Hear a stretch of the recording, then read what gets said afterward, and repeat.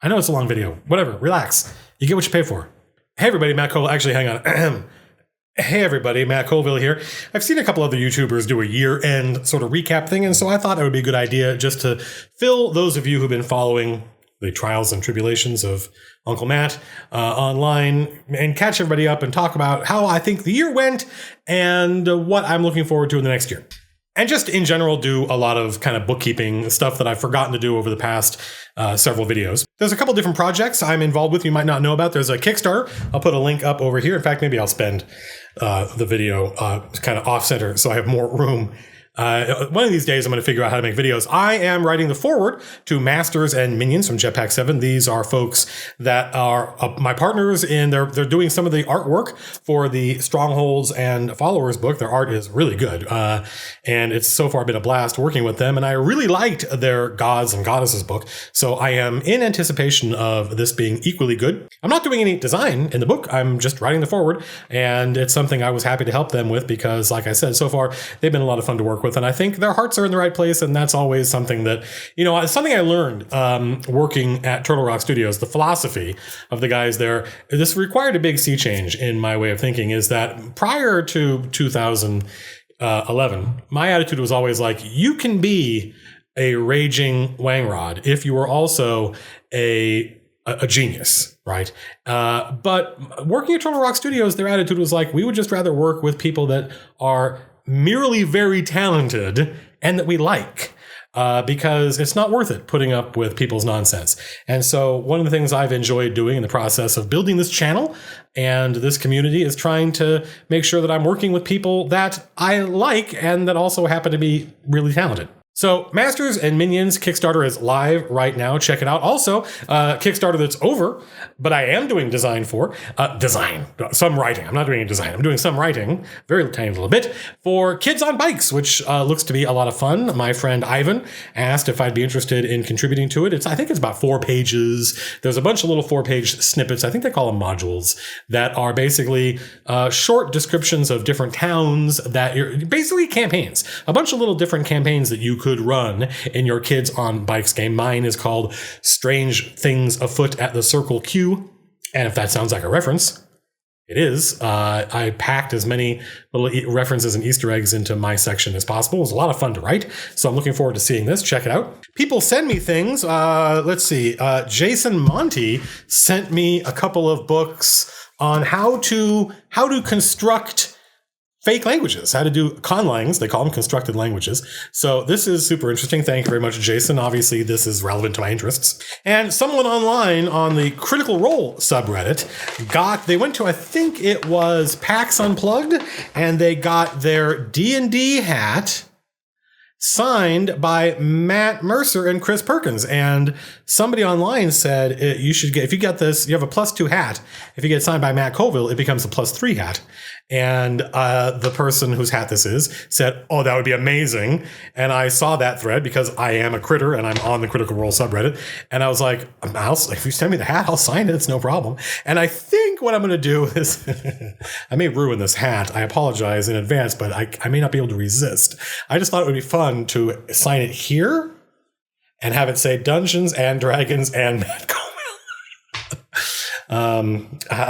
Maybe I'm the only person that is amused by the absurdity of that. I could put a little "and" next to Matt and Chris's name, so it became Dungeons and Dragons and Matt Colville and Matt Mercer and Chris Perkins. Maybe I won't do that. I want this person to be able to enjoy wearing this hat and not it just be a symbol of my hubris.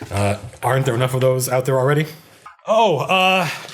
After 6 months, the dice for the contest, I used to run contests for my channel in order to kind of try to boost, to give people a reason to share the videos. If you commented, I entered you in a contest, but it never really worked. As far as I could tell, looking at my metrics, there was no real change in how many subscribers I got. I liked doing the contest, but they are sort of a pain in the butt. And so the last one we did, I said, I'm going to give away 3 sets of Dragon's Breath dice is what they're called. They are titanium dice, solid titanium. And let's see if you can get a good look at these. And they call them, see how they iridesce? Or iridescent? Oh, yeah, check that out. So what they do is they just take solid titanium, which isn't blue like this, and then they fire it. They literally get a blowtorch and apply the blowtorch to it, and that oxidizes. It creates titanium oxide, which is where you get this iridescent sheen to it. You get a specular, basically, and they're beautiful. And they're gorgeous. They're heavy, and so this was the prize. They have finally arrived after 6 months. This is my problem with Artisan Dice, ladies and gentlemen. I have two problems with Artisan Dice, and I don't have any sponsors for this channel. So if it frees me to let you know what I actually think about things rather than feeling like I'm beholden unto some kind of corporate sponsor. These guys aren't a corporation. What a ridiculous thing to say, but you know what I mean. My problem with Artisan Dice is twofold. One, it's sort of random whether or not you get your order in a timely manner or not. I've ordered, I think, 4 or 5 sets of dice from these guys. And in each instance, sometimes I get the dice in a couple of weeks, which I feel like is about right. I get it in the time frame that they give me. And then sometimes it's like 6 months or longer. And that, I'm not in a hurry, so it's no big deal. It's not the end of the world, but it flummoxes me that it takes so long, especially when you're talking about something like this, where they're just ingots of metal, right? You just machine them, and then I assume that whoever runs this place, it's not their full. I keep looking at my monitor, by the way. I apologize. I assume it's not their full-time job. I understand that. So my sympathies. But my other problem with Artisan Dice, not a problem with these dice, by the way, is that they're just often, you look at these things online. It would be different if they had like a store you could go to, but that's maybe if I went to a convention. You look at these dice online and they look beautiful. And they arrive and unfortunately the numbers are burned into the wood. So they're black numbers on what is often a very dark brown background. And so no one I know, it's not just me, I give them away to my friends sometimes because I'm like, if you can read these, you can use them. And you just can't read them. They're just really hard to read. They have inlay in some of their dice. I have one set of inlaid dice from them that I'm really happy with. But that's the danger with Artisan Dice is they're really high quality. They come from Texas, made in America. But A, it could take a long time for you to get your dice. And B, depending on the dice you got, it may just be essentially impossible to read them. My arm, those of you who know have been following, I broke my arm the week before Thanksgiving. I bought a new bicycle and was riding it on a second day of ownership enthusiastically, a brand new Trek, and I crashed it. I was trying to go from the street up onto the sidewalk, and my rear tire caught the very tiny little lip, the join between the street and the driveway, and just went out from underneath me, and I went flying. And so I broke my humerus in 4 places, four fragments of bone floating around, and it took 10 pins and a plate. And I've recovered. I have limited range of motion, but I can do all kinds of stuff. And I can lift things and hold things. My hand and use of my hand is fine. So that's good news. I recovered. I mean, the doctor was like, this is as fast as it's reasonable to expect. This textbook recovery is how he described it. If you want to see the scar, look at that. Yeah. Oh, yeah. Yeah. Pretty amazing, frankly. And I've said that it was a miracle. I said between my doctor and 65 million years of mammalian evolution, this is literally miraculous. But at the same time, it was an emotional setback. I was looking forward to having a week off around Thanksgiving, and to get a lot done. And the opposite happened. I ended up spending 2 weeks in a chair, very frustrated. At the same time, if I knew then how quickly I was going to recover, I'd never broken a bone before. I didn't know what it was going to be like. I wouldn't have been as depressed and as upset. I was back at work in 2 weeks after the break, a week after the surgery. And really the worst part of the whole thing was recovering from being intubated, right? That was terrible. And so for about 3 hours after the surgery, I just felt like I couldn't swallow and I needed to, and I couldn't breathe. And that was unfun. But ice cream took care of that mostly. So the arm is not 100%, but wow, it's a lot better. So what went well in 2017? Well, I had a pretty good 2017, I think, thanks largely to you folks. And Turtle Rock Studios, we released a game called The Well for VR that I'm pretty proud of. I did a lot of the world building and I wrote a lot of the text. There's no dialogue. There's no people talk. There's no voiceover, but there is a lot of text, and it's a really cool world, and the art for it is fantastic. It's only available right now on Gear VR, which is the kind of the plastic headset you buy. It's like a Bluetooth. It's not like what's the word I'm looking for? It's not like Google's cardboard. It's a real piece of technology, but you take your Samsung phone, which I have one of, and you stick it in, and it acts as the VR thing. And not a lot of people have that. Not a lot of people have the Gear VR headset, which is interesting. Market-wise, when I say not a lot of people have it, it still has an install base that dwarfs like the Oculus Rift or the HTC Vive. So when you talk about the VR space, mobile right now, it still far outstrips all the other platforms, all the other hardware platforms. And right now, Turtle Rock Studios is sort of the leaders in the mobile VR space, which is really fun. There's a lot of cool stuff coming, including new hardware. Oculus announced a couple of new headsets coming out, a couple of new mobile headsets coming out that do not require you to get a phone. They're a self-contained unit. One of them is called the Santa Cruz, another one's called the Oculus Go. And when those come out, we're going to do a video about them because that space, the VR space, is fascinating to me. Games and experiences in them, I think, are really interesting, challenging, and a lot of fun. I remember Gabe Newell, who, the guy in charge of Valve, who's responsible for the Vive. That's the Steam VR solution. He had a great article where he said, "Look, it may turn out that VR is a fad. The day is young when it comes to VR, but what people are betting on isn't a killer app." Right? All these companies that are investing in VR aren't doing it because they think they've got the killer app of VR. They're doing it because every time they see someone put one of the headsets on for the first time, that person is blown away, uniformly, without exception. When you put on the headset and you look around the world, whatever the world is, all these different experiences, some of them are very simple. Like you're just in a museum and a dinosaur walks up to you and you're like, what? And it's amazing. You can take like PlayStation 2 level graphics, but if you put the player in this three-dimensional space where they feel like it's all real and it's all happening around them, it's an incredibly immersive and sometimes overwhelming experience. It's a lot of fun. I don't think we've yet scratched the surface of what can be done. And the point of this is when that hardware comes out, I think the Well is going to be a big hit on it. It's already out. The Well, you can go, if you've got a Samsung phone and you want to go get the headset, you can play it.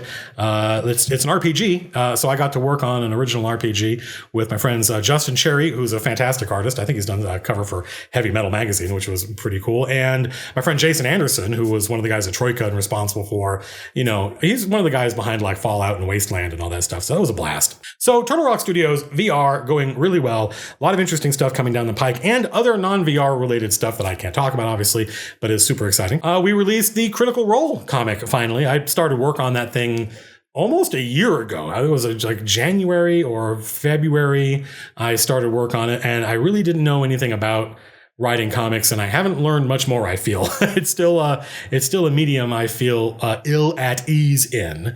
But we've partnered. We have a really good artist, Olivia Sampson. We have a great layout artist, Chris Kawagiwa. We have a great colorist and letterer, Chris Northrup, who when I met Chris originally, he said, I said, I don't know what any of these things, I don't know what a colorist does. And he goes, I'm your cinematographer. And I was like, wow, that is an apt description, by the way, when you look at the way the difference between Olivia's inks and pencils and then Chris's coloring and lighting.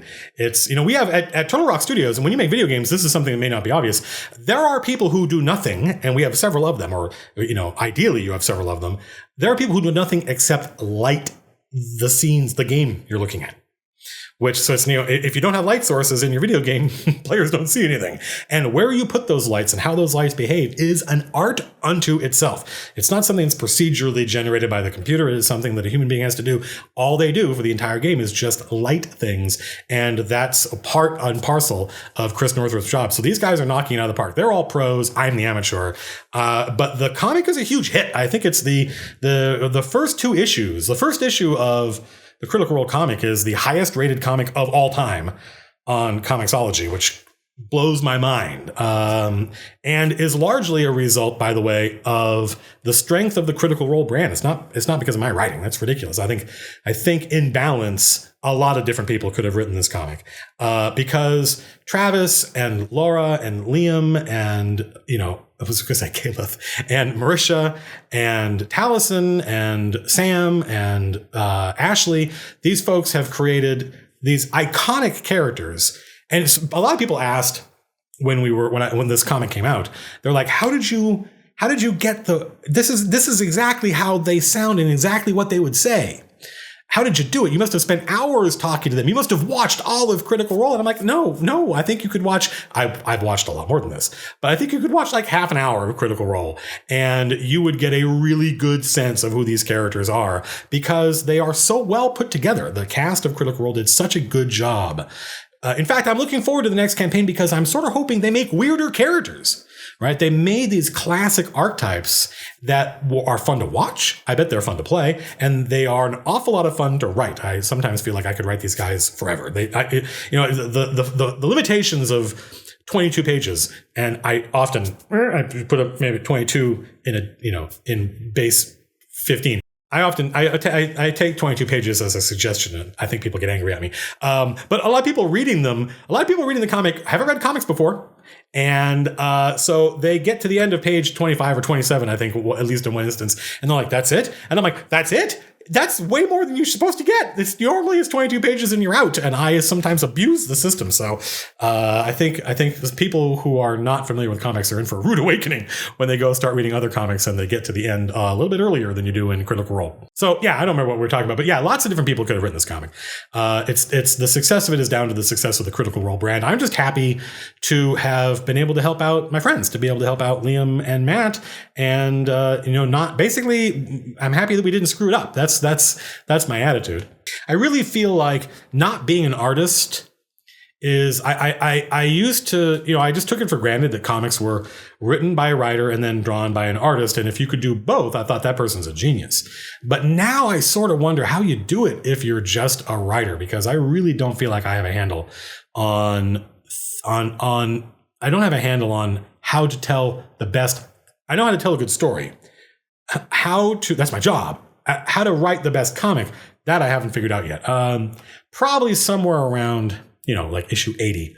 If it got that far, I'd have it figured out. But you never know. Like no one, by the way, nobody at Dark Horse, nobody Geek and Sundry has talked to me about what happens after issue 6. So those folks might want to rotate out the creative team or some parts of the creative team. That wouldn't surprise me. It happens all the time. And I think it would be fun to see how different writers would approach these characters. It would make it fun for me to read and be a reader of the comic for once. So who knows? I think the comic is a big success. So I'm pretty sure you're going to see more Critical Role stuff, more Critical Role content coming from Geek and Sundry. What else happened in 2017 that I'm happy with? We streamed D&D. We got pretty close, I felt. Once we had the rig set up, once we had all the cameras, we got pretty close to what I would consider good presentation, although there's still issues with lighting and are we using the right cameras, but the basic principle, which is that I want to show you Dungeons and Dragons as it is played at the table, not the players all at different, pulled apart, and they can't. You should be. All players are sitting around the table. Everyone's able to reach their minis. You don't have to get up and walk around. The Dungeon Master can reach the minis, and you, the viewer, can see all of us like we're sitting at the table. So no weird camera angles. You get to see us playing, and you get to see the battle. You get a clear view of the tactical game as it's happening. We have solutions for all those things in place, and I was pretty happy with the way it went. Although we didn't really get a chance to test all of it live. We tested a lot of it, just recording stuff locally. So I'm looking forward, if we get a chance to stream next year, depending on how well the Kickstarter goes, it's kind of the point of the Kickstarter actually, then I'm looking forward to bringing you folks even the next and even better iteration on that. So I consider, we streamed, I don't remember, was it 2016? I don't remember. We streamed for a little while and it was just nothing but headaches and failure. And in some ways it got worse. And both Jerry, my live producer, both Jerry and I thought independently, we were like, I think we can fix this. I think we can improve on what's out there. And we gave it a shot and made so much progress that I'm really looking forward to advancing the technology one more step. The channel grew a lot. We were at 150, more than probably 160 by now, followers, which still blows my mind. I try not to think about the size of it too much. I think about growth. I like seeing graphs going up. That's the kind of thing I pay attention to. The absolute value. I think, that if I think about it too much, it just freaks me out. But the channel's growing great. And I believe that the channel is growing broader. I think the number of things we can do and the number of things we can talk about, I think are increasing. And that makes me happy. we will always be making D&D content, but it makes me happy that I don't think we have to only do D&D content, for instance. The live streams worked well, and we cover a lot of different topics on the live streams. Although I am aware, don't freak out. If you are one of those people who wants, I just want more running the game videos, we're going to make more of those. The folks who engage with that content, they're like different products, and the running the game videos are like one product. Movie stuff or whatever else I do, the Matt Colville, what's going on in Matt Colville's brain is another product. And the campaign diaries. One of the reasons I want to stream next year is because not only do I want to provide a live stream, I also want to do more campaign diaries. Those are a lot of fun to make, and the people who engage with that engage with the storytelling and the lessons learned, which is a very different product than the live stream. So I want to do all these things moving forward, and that's thanks to you folks for making all that possible and sort of like humoring me when it comes to doing stuff like making a 45-minute long Star Wars video. Right? That's the channel's called Matt Colville, so I feel as though we can talk about anything I'm interested in talking about. But I made my bones on Dungeons and Dragons, so I'm aware that when I veer off course, that I'm some of my audience is going to be going, when do we get back to D&D? Well, it's always, D&D has been my hobby since I was 15. That's not going away, but I like being able to do other stuff. And so far that seems to be working. Adventure Lookup launched and is a success. I think it's a hit, but I think there's more to do. I can only pay attention to Adventure Lookup in fits and starts. So just getting it launched to me was a lot of work on my part. Even though I did hardly anything, it was a lot of me paying attention to various problems and making sure I was constantly going to the suggestions and helping the people that were helping guide the people who were programming it. Like I said, I think there will be a point where I will go back to it and say, hey, let's improve Adventure Lookup. Let's make these improvements to it. But right now it is super useful. Every couple of days, I get a tweet from someone saying that this was a huge help for them, and that makes me happy. So Adventure Lookup, there's still a long way to go. A lot of adventures I'm familiar with aren't in there yet. If I had more time, I'd put them in myself. I think we could get more Judges Guild stuff in here. Are the Mines of the Bloodstone series in here? I don't know. There's lots of stuff we could do. But I'm really proud of it. And I'm proud of the fact that it happened and that people get use out of it. That's the thing that makes it easier to sleep at night, is knowing that these videos, that these tools are helping people be better DMs. The subreddit /r/Matt Colville and the Discord seem to be thriving, and that makes me happy to see the community is growing. So these are all things that went well in 2017 and seem like they're going to continue. I'll make sure there are links to the subreddit and to the Discord in the doobly-doo. A lot of people ask where doobly-doo comes from. I got it from the Green Brothers, but I think they got it from Wheezy Waiter, who I don't know. I think I know who he is, but I don't know why he's called that. What would I like to do better in 2018? I'll tell you that I have classically been too quick to be snarky at people online and sort of engage in what I call the scoring points thing, which is not constructive. It's toxic. And I sometimes, it's part of that thing of not being comfortable having fans, although that's something I'm dealing with. It's all wrapped up in the same thing. I prefer to think of us all just hanging out in a random chat room somewhere on a bulletin board somewhere. That's where I start. Before the internet, I had a modem and I dialed into bulletin boards locally, and that's how I learned how to be online. And that is a much more, when it was just the wild, wild west, that was a much more kind of competitive, snarky, mean-spirited environment. And I still have some of that in me, and I'm slowly losing it and getting better and just trying to be more kind online. I've always had that capacity in me. There have always been people engaging with me on Twitter and on Reddit who are thanking me, and I tell them, don't think you're my idol. You're the one who's running the game for the first time. That makes me happy. I knew you could do it. I knew you'd be great. So that's always been there. But then sometimes people say stuff that just annoys the heck out of me, and often are being passive aggressive. That's the thing I try to call out, and I fight fire with fire, and I shouldn't do that. Those people are fans just like anybody else, and it lets people down. And even the people caught in the crossfire, people that aren't the person being passive aggressive or snarky, when other people see me being that way, they discover that I'm mortal. Maybe that's an important lesson, but it's not what they signed up for. It's not the reason they followed me on Twitter. So even though I often get a lot of really positive, like when I take someone down a peg, there's always an audience for that. But just like how I said in the Last Jedi, they opened with comedy and people laughed, but those people probably would have laughed if they'd opened with a pie fight. That doesn't mean you should do it.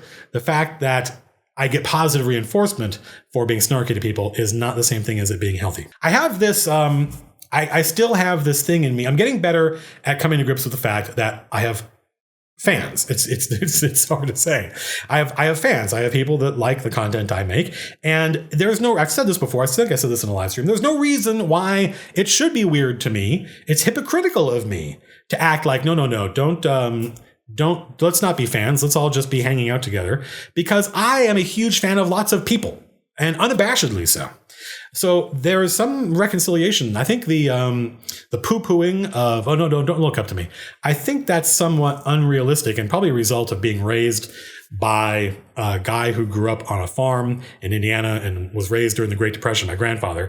And he's always in the back there. And a lot of who I am is informed by who he was, or who I imagined he was, or who I imagined he wanted me to be. And that person would find the idea that 160,000 people are following me on YouTube, or that really anyone is interested in what I have to say just because it's me saying it, he would think that was weird, and not weird in a good way.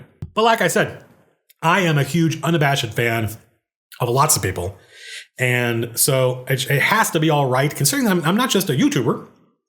I'm an author. I'm a fantasy author, and my books are now relatively popular, and people are constantly contacting me, reaching out on Twitter and telling me how much they've enjoyed the books. And that makes me really happy. And so as an author, like I think I said before, I remember I wrote a message, an email to Terry Pratchett, because he was on Usenet, and he wrote back. And he said he was humbled and flattered, and he thanked me for my kind words. And that had a huge impact on me. Why can't I be like him? He was, he's one of my heroes. So that's the goal. The goal is to be more like Terry Pratchett, which I think everybody should be. I mean, that guy made it to the end without letting anybody down. And in my eyes these days, if you can do that, you are a hero. So I'm getting used to the idea of having fans. I don't like calling them fans. I prefer to refer to them as my unholy legions of the night. What else in 2018? I'm not a good editor. Even the really popular videos, when I watch them back, they're just a mess. The number one, there are a lot of things I could do. If I knew After Effects better, if I spent more time recording the videos, there are lots of things I have in my head that would make the videos more fun for you to watch. And there's always going to be an audience that's like, but I like the thing you're doing, don't change it. But you have to trust Uncle Matt that they would be more fun if I took more risks and spent more time. But I don't enjoy the process of editing. I always feel like once I've gotten the video recorded, once I'm done recording this, I want to get it up as fast as possible, with as little work as possible. I feel like what I'm doing right now, talking to you, is the work. And getting it up on YouTube is this chore. So if we get to the point, people have volunteered to help me edit my videos, but that's not going to work. It has to be somebody local that I can work with in person. And if the Kickstarter does well enough, I think that'll happen. You'll see more and better videos from me. My number one sin is how often I repeat myself. And of course, about 9 out of 10 of my videos are just me speaking like this extemporaneously. The Star Wars video, I think you can tell I had a script. I was reading from a teleprompter. You want to see the teleprompter? By the way, you can see that was my arm complaining. So this is the teleprompter I use, by the way, just a piece of plastic. Right, and you can see that reflection. That does the work. It's just a piece of plastic, not even a mirror. It's just a piece of plastic. And at one angle, it is transparent, and at another angle, it is opaque. And so all it does is it hooks up to the. There we go. Now it's basically on there, and it sits there. And I stick my old Google Nexus phone in here. It grabs onto it.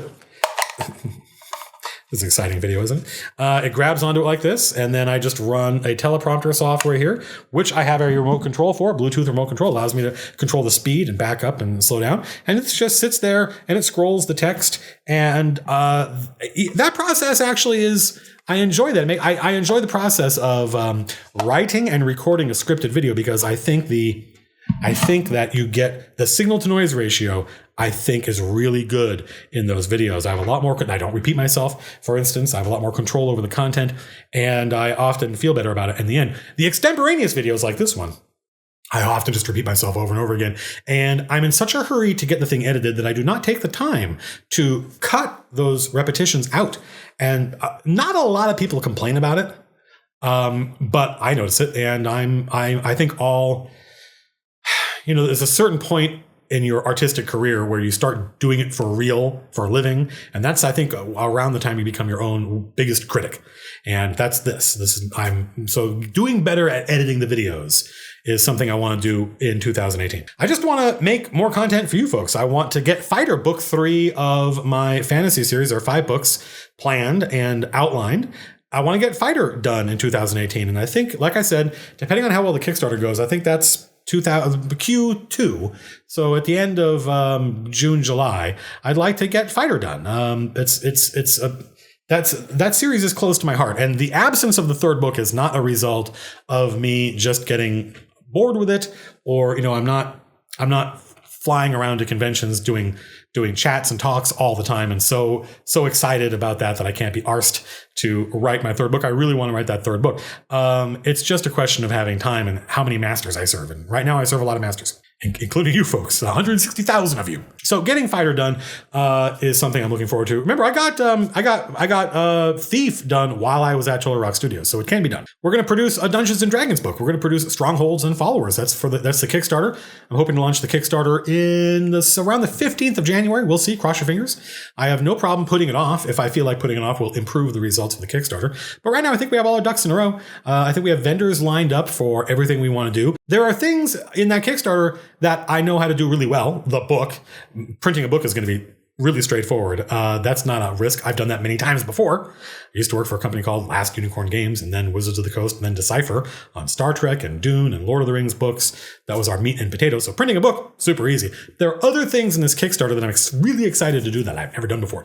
And those things are kind of, like I said, we have vendors lined up for it, but even having good partners, the first time you do something is when you make all your mistakes. So cross your fingers. If the Stronghold and Kickstarter book does well, not just the Kickstarter does well, but then the book comes out and people like it. And one of the things I'm excited about doing is the PDF version, being able to update it. That's something that we couldn't do really without reprinting a book. But I like the idea that the PDF version can have errata. So as the product is used, we can tweak it. That makes me happy. And if it does well and there's demand, we'll make a sequel to Stronghold and Followers called Warfare, where you'll get a complete system and tons of units and tons of scenarios for big armies in D&D. And then if that book does well, we'll do Kingdoms. So Kingdoms, there'll be a whole system, 3 books. And I don't think we'll have to do, ideally, we won't have to do Kickstarters for each of them. The first book will generate enough revenue on its own to pay for the next one. That's how the system should work. And I'm optimistic about that. And we might get all 3 of those books done next year.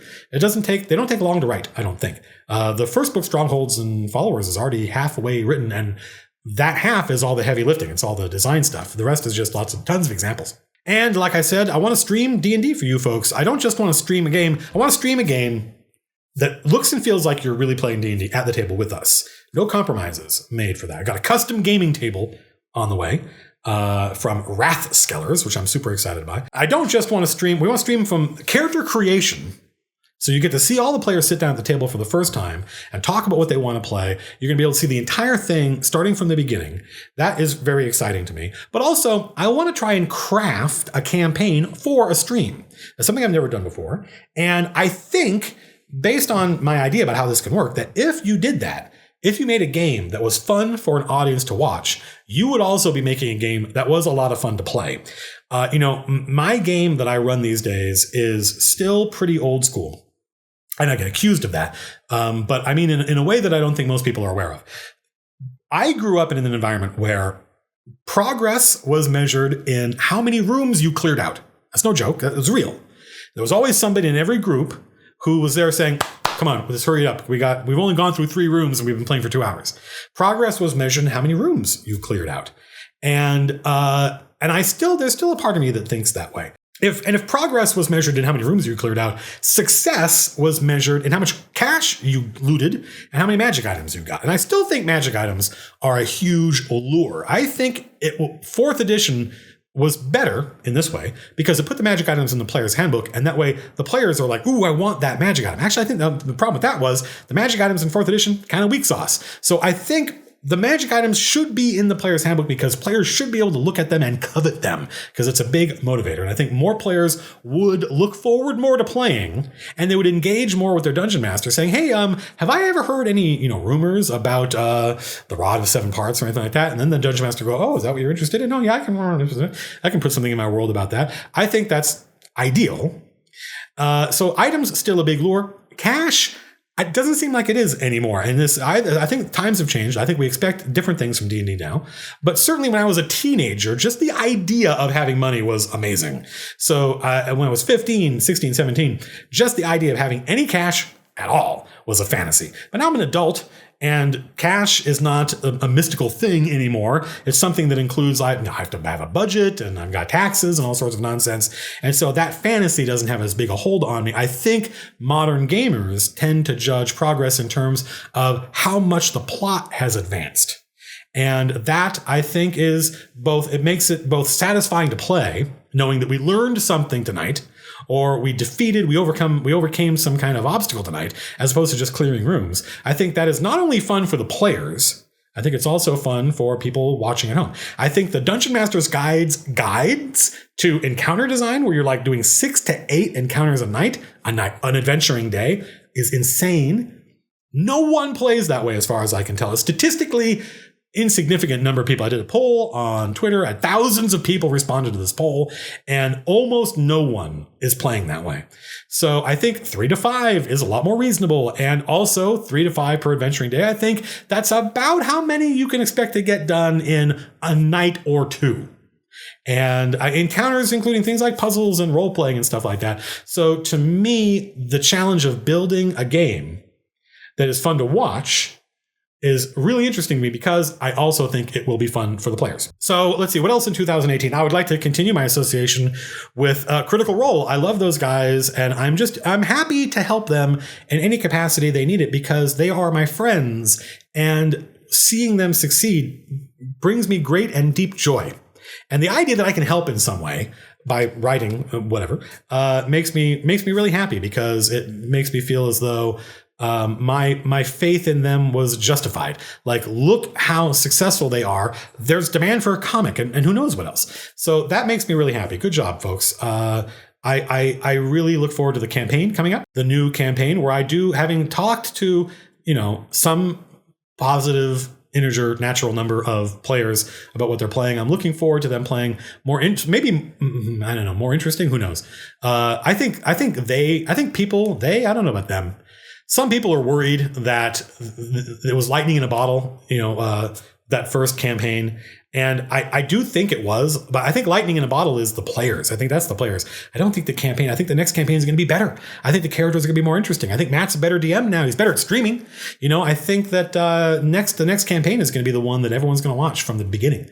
And so that super excites me. I haven't really talked to Matt. I talked to Matt a very, very, very tiny bit about a plot point or two in his upcoming campaign, mostly related to one of the characters. But I haven't talked to Matt at all about the new campaign. So I'm in the same boat you folks are. Super excited to see how it turns out. I actually had a moment the other day where I had an idea. I think we've passed the point, by the way, where people bug me asking me when I'm going to be on Critical Role.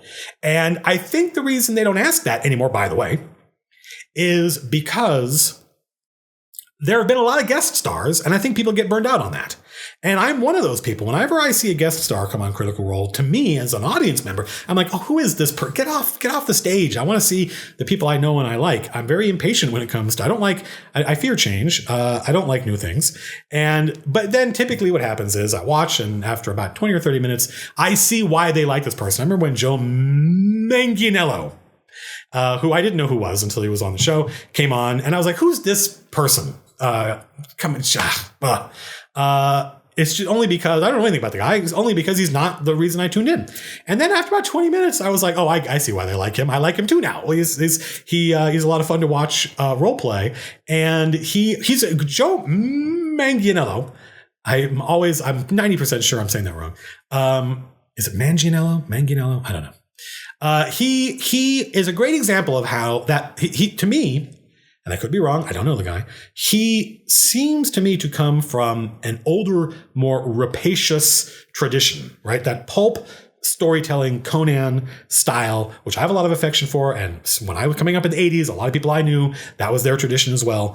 And the reason I enjoyed watching him is because he shows you how being from that tradition does not mean you don't roleplay. He does roleplay. He has a very elaborate idea of who his character is, and he is happy to play that character and even speak in character. So that old school people, I think people think there seems to be this assumption that if you were coming up in the 70s or the 80s and you played, it was all just hack and slash. That was the criticism that they leveled against a certain style of RPG back then. It was just hack and slash. No one ever role played. You were basically just playing Descent. But that was the exception when I was a kid coming up, and not the rule. There are two completely different bands on the graphic equalizer, how much combat there is and how much role playing there is. And you can turn them both up or they're both independent of each other. So watching Joe role play was a lot of fun to me because he reminded me of a lot of folks I knew growing up. So yeah, watching, I think the audience in general has had their fill of guest stars. I could be projecting, but I did have a moment a couple of weeks ago where I had an idea for a character I would play if I had a chance. And the thing about that is I've never talked, neither Matt and I have ever spoken to each other, literally even once, about me being on the show. And I get the impression that a lot of people they know bug them about being on the show or try to find ways to get on. And I don't want to be that guy, so I don't even know how to bring it up. So even though I had an idea, I was like, ooh, is that even how it works? Because often when I have guest stars in my game, it's because I've already got this NPC, and I think it would be fun for my friend Jim to play this character. And so I just asked, would you? And so that may not even make any sense for a guest star on Critical Role to get to make their own character. But like I said, I haven't come up with a way to bring it up to Matt that won't make it seem like I'm thirsty, like it seems like everybody else is. And I don't want to be that guy. I really don't. So F it. I'm just going to keep my mouth shut. Also, and this is completely personal, but that's the nature of this video, I want to lose more weight. You folks don't know this because I haven't talked about it, but back at the end of July, early August, I had two friends of mine, one of whom you know, Lars, aka Sigurd, and then it played the druid that turned into a Tyrannosaurus Rex, and also turned into a phoenix and didn't die. Lars and our friend Tom, who you don't know, but you will meet on the new stream. Not Tom, but Tom. That's the challenge, by the way, is we all feel as though, given that there are two Toms, you should be able to tell which one we're talking about purely by context and inflection. So that's the trick, and I think we've worked it out. I think basically we all know when we say Tom, we know which Tom we're talking about with no other identifiers. Lars and Tom were going to the gym 3 days a week, and they bugged me until I said, yeah, okay, I'll do it. And I signed up for the gym, and I got a personal trainer 3 days a week, and it was great. I loved it. And by November, I was going 6 days a week every day and losing a lot of weight. I lost about 20 pounds, and I just loved it. I always thought that I would not like the culture of the gym, but that wasn't true. The guys there were super cool. I was going to 24-hour fitness, and they all knew me by name. And I knew them, and it was a lot of fun. My personal trainer, Michael Coppola, was fantastic. I haven't talked to Mike in a while because I broke my arm. That was the straw that broke the camel's back. That was the rails coming off the train. Do rails come off trains? I don't remember. But the whole purpose of the bike, the reason I bought this stupid thing, was because I was losing a lot of weight. I was feeling great, and I wanted something to amp up my activity levels that would be fun. And I loved cycling in my early 40s and was looking forward to getting back to it. And so crashing on this thing the day after I got it was just a huge psychological blow to me. And I remember going to the doctor about a week later, and they weighed me, and they were like, wow, you lost a lot of weight. I'm like, oh, and I looked at the number. I'm like, holy crap, it's been a week since I crashed, and I haven't gone off the wagon. But that didn't last. I did go off the wagon. And so I don't know if I put all the weight back on. I haven't weighed myself, but that's not the point. The point is I would have been a lot more heartbroken if not for the fact that now I know I can do it, and I'm excited to get back to it. So that's 2018 is going to be back to the gym, doing it more, challenging myself more. I loved it. I had a great time. This wasn't something my doctor told me to do. This is something I wanted to make sure I did before I got to a point in my life where it was a medical necessity. So I had a blast, and I'm looking forward to getting back into the habit of it, because it's all about building good habits. And I have a piece of gear, by the way, that I'm going to recommend. Again, I only recommend stuff like that. I'll put a link in the doobly-doo, but there's no affiliate link. There's no kickbacks. It's purely just my own recommendation. But this is the case for the headset, the wireless. I'm going to open it up and show you the wireless Bluetooth headset that I use. And the reason I'm recommending it is not only is it brilliant, and I was telling all my friends at work about it. When I open this thing up, it's going to go boop, and you will see that it goes beep beep. The green means they're talking to each other successfully, and then blue means they are successfully talking to my phone. And so you open the case and they turn on. And you put them in your ear and you press play, it just works. You don't have to, you pair them once, which is really easy now with Bluetooth, and then they just work, and it's great. And these are little touch pads and buttons, so you can do, volume up, volume down, track back, forward, track back. And they also, this is Jabra. These are not cheap, by the way. One of these headphones hold a charge. They're completely wireless. They just fit in your ear. They hold a charge for about 3.5 hours, which is really good. So a couple of visits to the gym, and then the case itself is a battery, and the battery holds another 3 or 4 charges. Green means it's fully charged. So that means you've got, 3, 6, 12 to 15 hours before you have to recharge one of these. And the reason I recommend them is I got in a bike accident and fell off my bike and got thrown across the street, and they didn't come out of my ears, amazingly. So even though they cost a lot of money, one of the parts of that is they're also like a fitness watch. They while they're in your ear, they will keep track of your pulse, your heart rate, and stuff like that. And I already have one of those. I've got a Garmin watch around here somewhere. And so I don't really use that functionality. So I'm paying for a little bit more tech than I need, but the sound quality on these is amazing. And the fit in the ear is great. And the fear with the totally wireless headphones is that they're going to fall out. And I got in a bike accident and these things did not fall out of my ears. So good job, Jabra. You get my endorsement. I want to go over a couple of things from a couple of videos that I released that I would just like to do a little, an addendum to, a footnote, errata.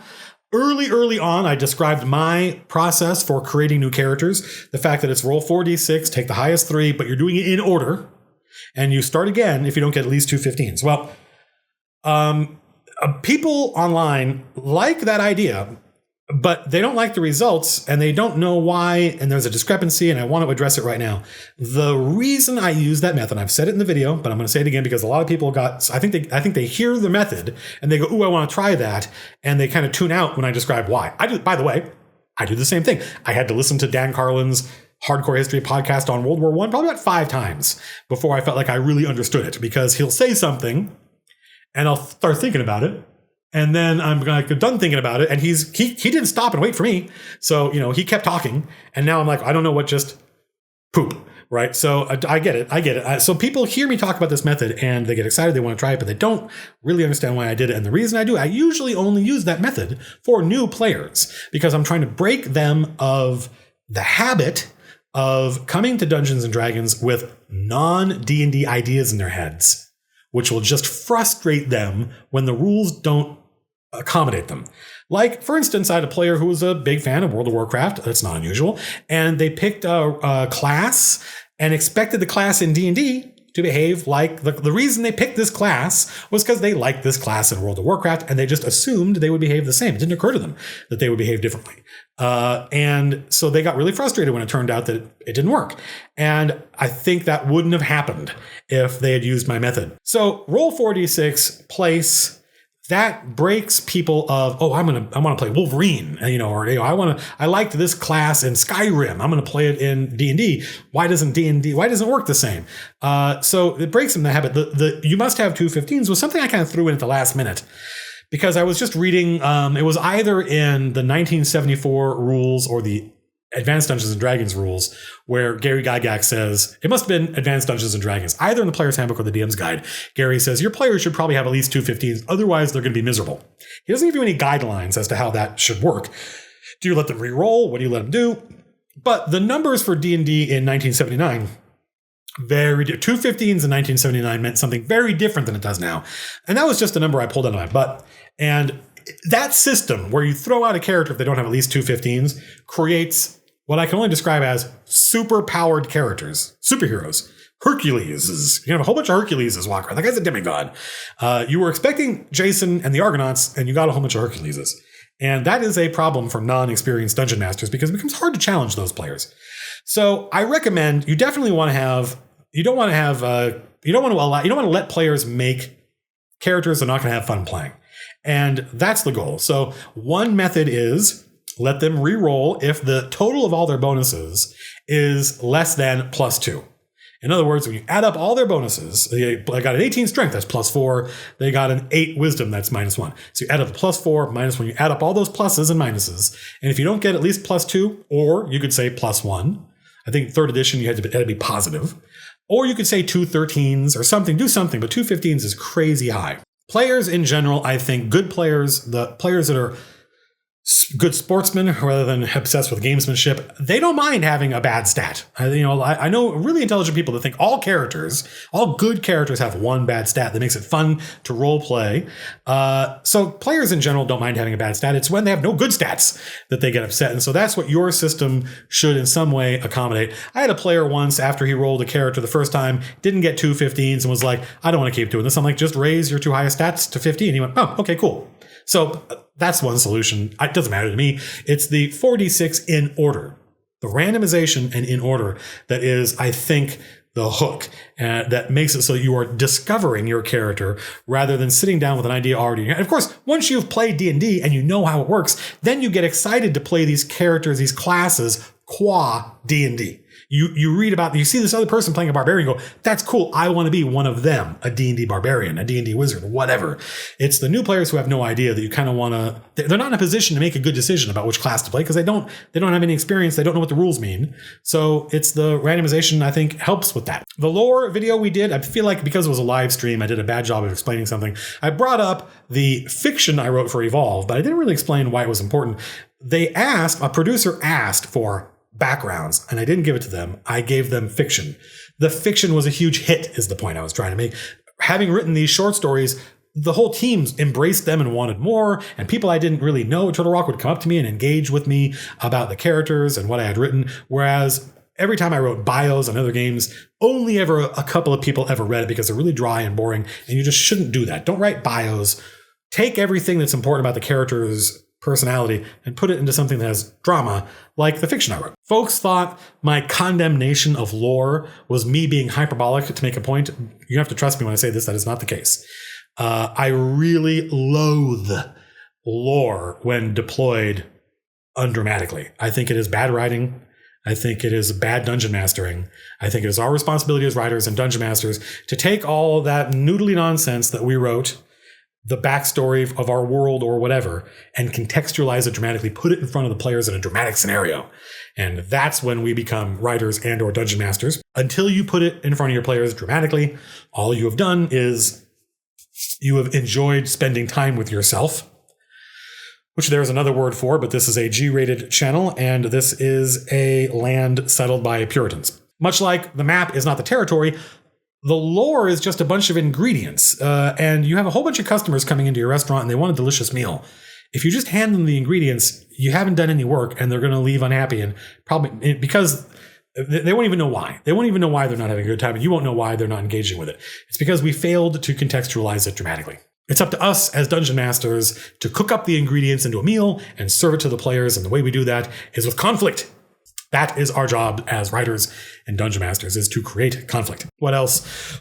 Just personal stuff. I got a drone for Christmas, a Mavic Pro, which this is not a cheap toy, but it was a good year at Turtle Rock Studios, and so I was happy to pick this up, and I immediately, so far the most fun I've had with my drone is giving it to, letting other people fly it around, because watching people just have this, much like the VR goggle thing, having people just be like, oh, what, this is amazing. And I got the VR goggles for it, so you see, not only do you see what the drone sees, but it will track your head, and when you look around, the camera looks around and follows what you do, and you can set it to, when you turn your head, the drone turns, which is very nice to have forward facing. It's that mech problem, right? About your forwardness the way you're looking and the way it's a trick. And so it's really super cool. I'm very happy with it. And I've taken it out several times. I have no practical use for it.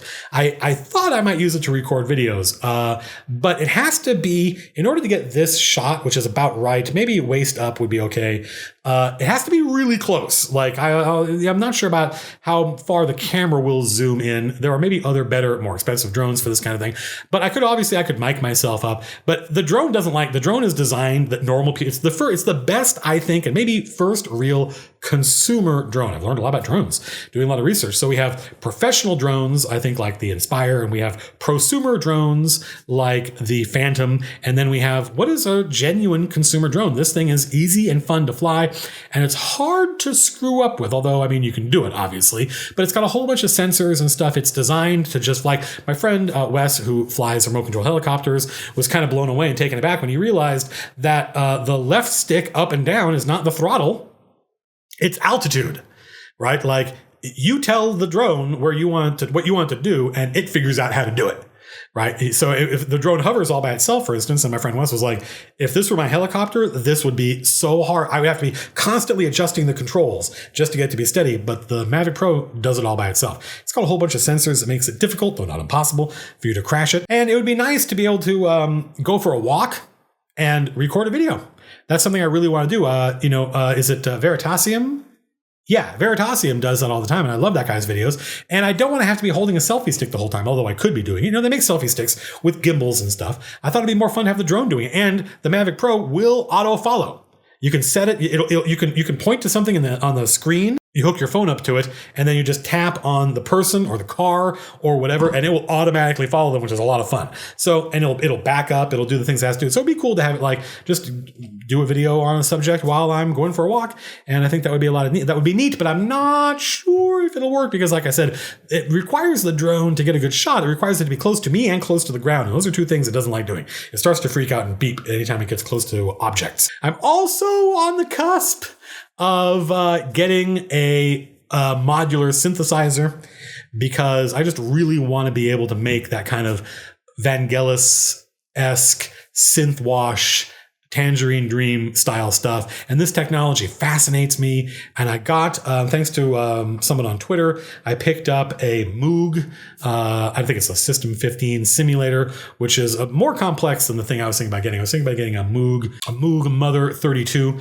which would be a lot of fun. And I've been watching a lot of videos, but I'm afraid that if I got it, it's one of those things where my vacation is wrapping up and I've been pretty happy with the amount of work I've gotten done and just the stuff, my accomplishments over the years. It's always terrible to get to the end of a vacation and realize you didn't get any of the stuff done you wanted to get done. So that's not happening right now.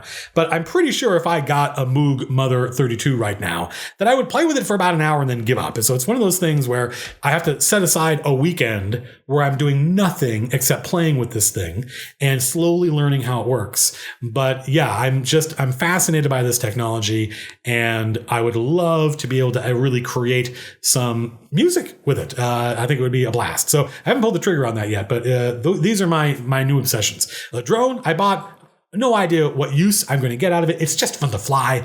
Just finding places to fly it and flying it around is neat. It's just a fun hobby. I don't really feel necessarily the need to justify it. And the Moog or the modular synth, I think would be fun to actually create art with. Might not be very good, but I like constantly challenging myself and learning new things. New YouTubers I follow. I did a video a while ago just listing YouTubers I follow. That was pretty successful, and I like kind of spreading the word.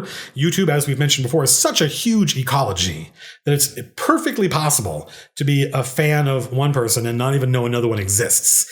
So, for instance, like AVE, I don't know what this guy's name is, but I watch a lot of his videos. He's an engineer of some sort, and he makes incredibly entertaining, although PG-13, I think, maybe R-rated? I don't know, PG-13. Makes PG-13 rated videos about mostly taking tools, drills and stuff like that, impact drills he's a big fan of, and just literally taking them apart and talking about how they are made and if they are good or not. If they're skookum, which is a word I'd never heard before. It seems to be Canadian slang. He is Canadian, and a lot of Canadian folk music I've had to go look up on YouTube because he sings in the back of his shop, which amuses me to no end. And so yeah, skookum is something that's really well made. Something that's really well. The drone I bought is very skookum. And Chooch is a word that my friends and I now use to mean it's working. Something that's chooching is working, and if it's broken, then it won't chooch no more. And I don't know anything about any of these things, but I love the guy's videos. He's such an entertaining personality, and I do feel like I learn a lot watching him. He's one of those guys that can tell what kind of plastic something is just by like scratching it. He goes, oh, that's this chemical. Or, he'll pour some liquid on it and look at what the liquid does. He goes, oh, they used this metal and this metal, alloy instead of this. And I think that stuff is fascinating, and he's very entertaining. And he uses a lot of phrases. He reminds me, this is going to sound strange. I think he's a little bit older than me, but this is a dude who lives on the internet like I do. And he quotes The Simpsons all the time, and he quotes meme culture all the time. And he also quotes baby boomer stuff, even though I don't think he is a baby boomer. I think he's probably a child of the baby boomers. And there's a phrase he uses all the time. It seems to be working, right? It's like a fake German accent. And I swear to God, that specific phrase, not that attitude, not that accent, it seems to be working, is from something. I don't know what. Is it, I feel like maybe it's in the background of a Beatles song. Is it like John Lennon in an excerpt? Or maybe it's from Laugh-In. It's one of those kind of things, and it kills me. He uses it all the time, and I don't know what it means. So AVE is awesome. Go check his stuff out. Did I talk about Jenny Nicholson? Jenny Nicholson just exploded on this. She made like 1 or 2 videos, and Reddit took her to the front page, and her stuff's amazing. And she's, I don't know how it's best to describe her. She's a fan of Star Wars and some other properties, and she watches a lot of pop culture stuff, and she's just a critic, I think is probably the best way of putting it, and she does some really good film criticism. I think the best way of putting it is she's one of those the emperor has no clothes people. Like when she talks about something like Westworld, for instance, or Doctor Strange or Star Wars, I sense that there's the person who watched the movie in the theater, and they may or may not have been entertained, but then there's the thinking person afterwards, and this is a person I have a lot of sympathy for, the thinking person afterwards who is ready to sort of point out that some of the stuff didn't make sense, and maybe they could have done a better job. And so obviously, as somebody who loves movies, I have a lot of affection for that, and she's just really funny. And so Jenny Nicholson is somebody I think you'll get a kick out of. I watch all of Linus Tech Tips. Linus Tech Tips is kind of my hero. I would love to be these guys.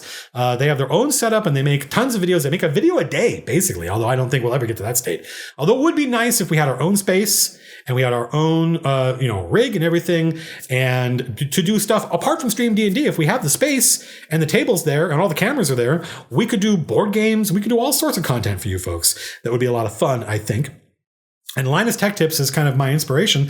I love Linus's attitude. They do a lot. All his videos are all sponsored videos. They have ads, and they're his ads. They're his sponsors like Tunnel Bear and stuff like that. And that's fine with me. That stuff doesn't bother me. I always feel like I'm getting the straight dope from Linus. They do a lot of incredible testing when it comes to gear, laptops, and computers, and graphics cards, and stuff like that. And as somebody who relies on these things for a living, it's always fascinating to see what those guys see. I just like those guys. So even though Linus kind of comes off as the hyperactive kid, he's also really sweet and fun, and so that doesn't bother me. And I have a lot of affection for what these guys do, and it's always exciting to see what kind of cool new stuff. Like they did I'll put the RGB video. I'm RGBing all my stuff right now, and so I love his unironic affection for putting blinking lights on everything, because that's what I want. In my heart of hearts, I want everything to look like the Starship Enterprise from Star Trek: The Motion Picture, where it's this almost like you're looking into an aquarium. It's that movie is so interestingly lit,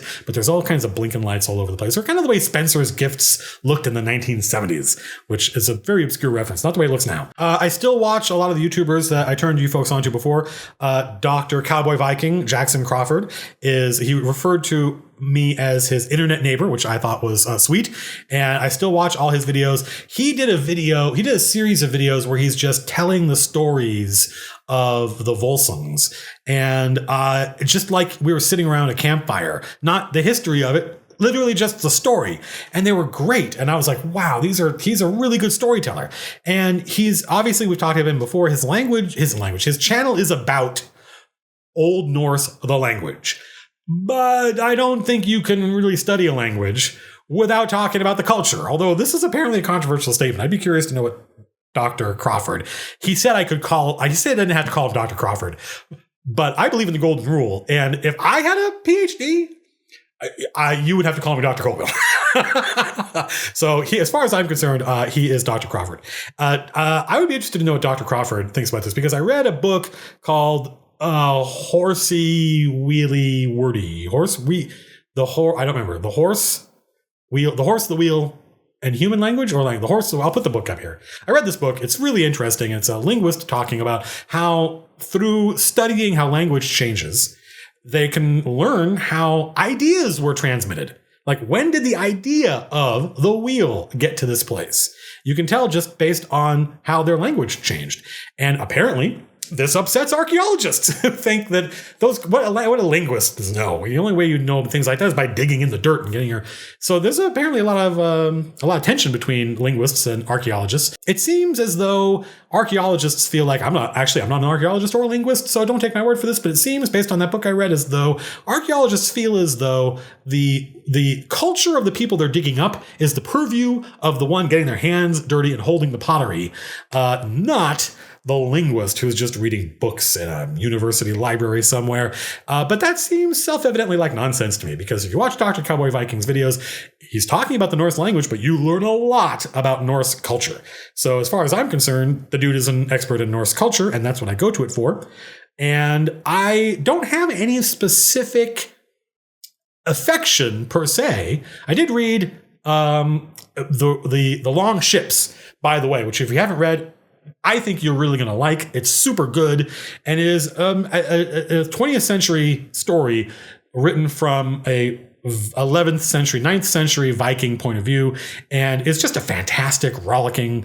I think they made a movie out of it with Kirk Douglas, but I suspect that movie was not very faithful to the book. But I think if you're interested at all in kind of medieval societies and how, like the Vikings, how they worked, the Long Ships is a lot of fun.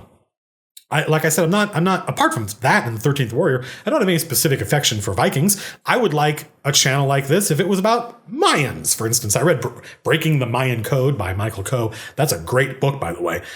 Michael Coe, feels like a live stream, doesn't it? I'm just kind of rambling around, but you get what you pay for. Michael Coe opens in the foreword to this book, Breaking the Mayan Code.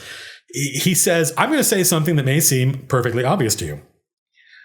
Writing is a spoken language turned into symbols that you can then read and hear the language in your head.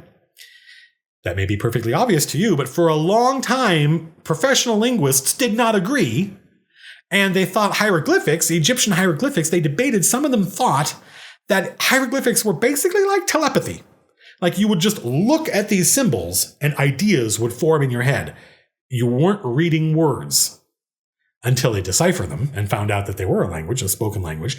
And so Breaking the Mayan Code is a great rollicking, I've used that word twice now. It's a kind of almost like an adventure story. And it's a detective story. And at the end, the Mayan culture still exists. The conquistadors failed to stamp it out. They can't speak that language anymore. And so in the end of the book, these linguists are in the process of teaching the remaining Mayans how to use their original language, which the writing for their original language, which the Spanish tried to beat out of them physically, which to me is it's a triumphant ending. So if there was a language, if there was a channel about the Mayans and their language, I would watch that. But as far as I know, there isn't. So we get the Vikings and Dr. Crawford. And I think that if you're interested in just good storytelling and learning about a medieval culture, pre-medieval, I think, you're in good hands with Dr. Jackson Crawford. I still watch Comic Book Girl 19. Still a big fan of hers and her content. And I sometimes have to not watch something she's made because I'm in the process of doing my own stuff with it. I still haven't watched her Dune series because we are going to do our own series on Dune. I did one video. It was a success, but it's a live stream. And then it has to be curated content, I think, to be a success, really, on YouTube. And Dune is really important to me, and they're making a new movie, so it seems like a good time to be talking about it. She's doing a Watchmen book club that hasn't started yet. Watchmen is another thing, huge, titanic foundational text for understanding Matt Colville, along with Dune, and how he thinks as a storyteller, as a writer, as a person. There's some really good philosophy in Watchmen. I'm super keen to see what her take on it is. And so go check out Comic Book Girl 19, see if you can get like she does these like loot crate boxes for her stuff. So you don't, not only if you want to read along with her in the Watchmen thing, she did this with Dune, you get a box that has the comic book in it and a whole bunch of other little cool tchotchkes, bookmarks and pins and stuff that she makes. And it's, as far as I can tell, it is an attempt on her part to thwart YouTube's catastrophic monetization nonsense, right?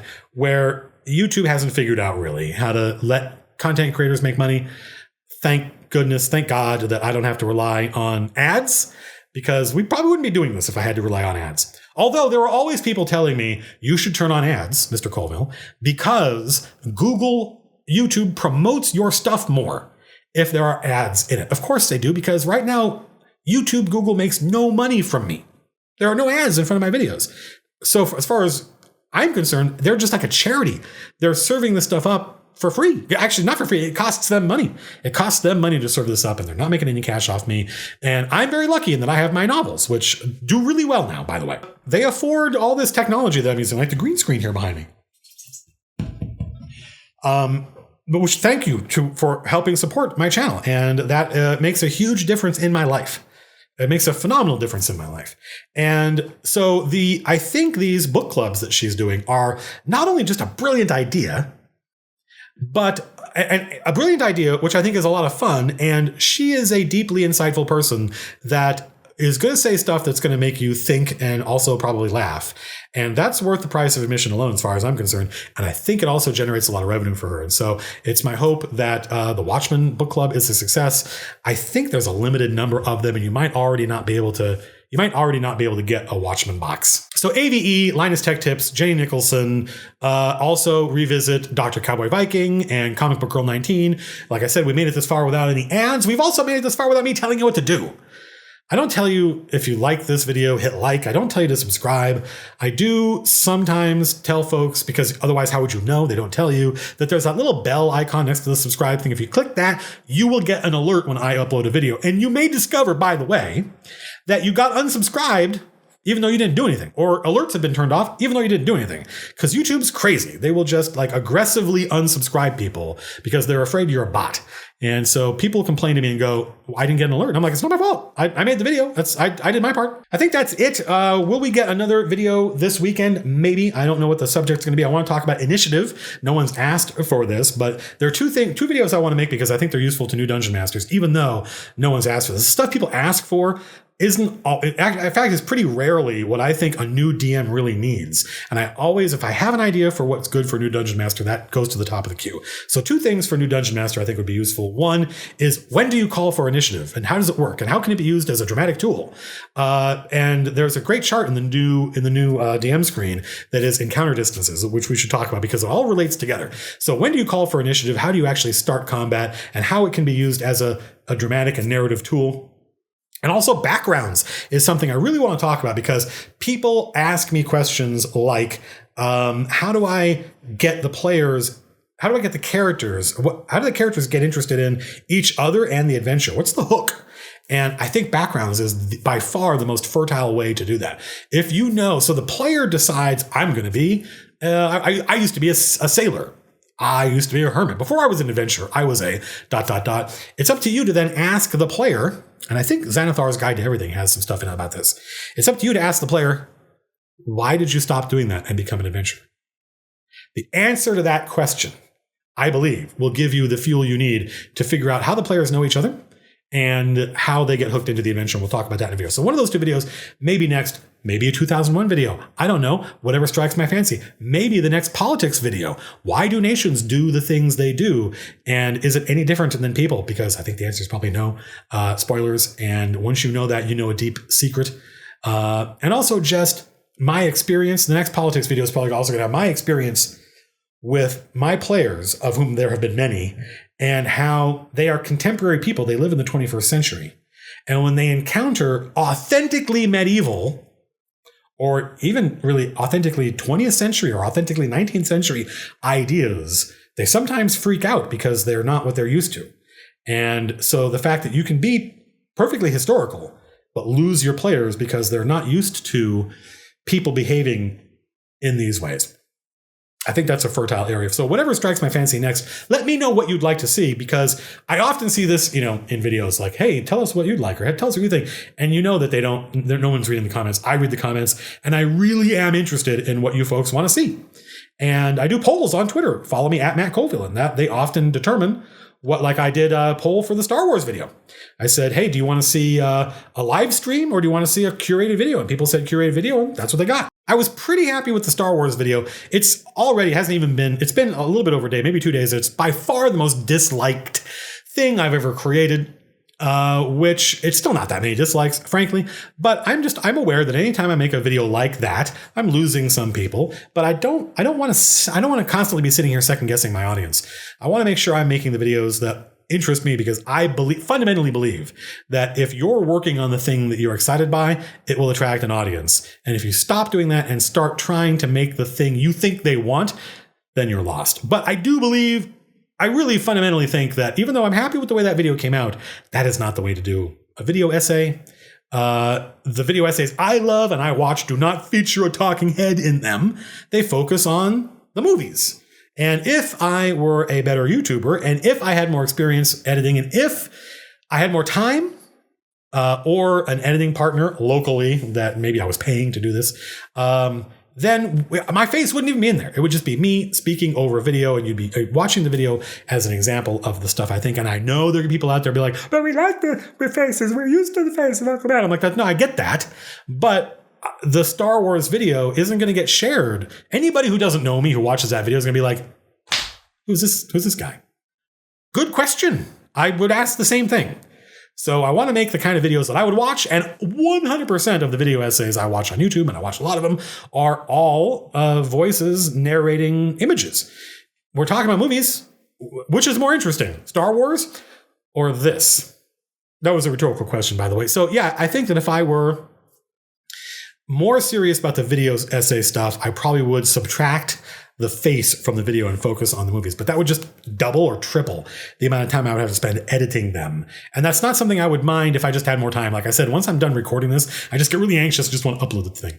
That's it, folks. We covered a lot of ground, talked about a lot of stuff. If you made it this far, I appreciate it, because we didn't really talk about anything useful and maybe not even that interesting. It's just the summing up how 2017 went and where I think things are going to go in 2018, and just generally me being incredibly happy that I get to make this content and share it with you folks, and that people find it useful, and that we're going to get to keep making more cool stuff, more and better and cooler stuff, some of which I can't talk about yet, but is just really exciting. So thanks for watching. Thanks for supporting the channel. Maybe try to get another video done this weekend. We'll see. There'll be 3 videos in 1 week if I can pull it off. And 3 not short ones, by the way. All right, so who knows what's next? Maybe initiative, maybe backgrounds, maybe something completely different. Until we find out, maybe if I don't see you again in 2017, I hope you survived 2017. I hope your bike failed to kill you, and look forward to 2018, because it's coming anyway. We might as well enjoy it. Until next time, peace out.